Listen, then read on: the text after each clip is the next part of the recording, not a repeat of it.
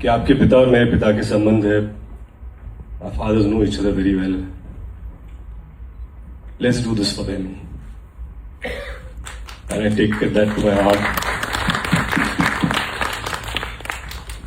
My big brother Abhishek.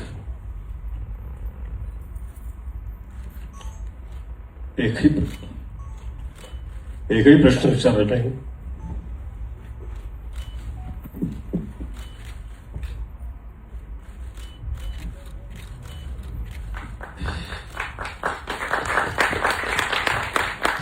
भावासारखे उभे राहिले.